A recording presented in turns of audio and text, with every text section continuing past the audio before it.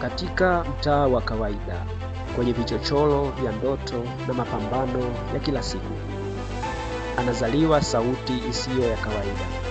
Sauti ya kijana mdogo lakini aliyejaa mzigo wa ndoto kubwa.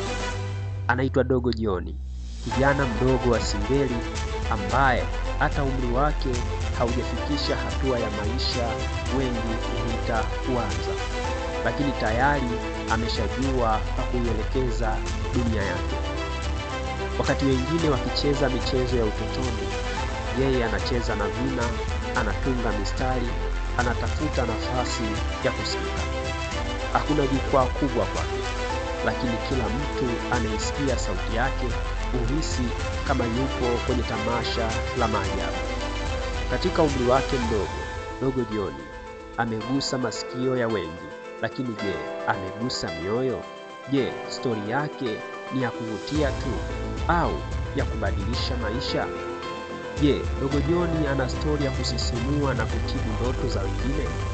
Je, unahisi stori ya Dogo John itaponya ugonjwa wako wa kukata tamaa?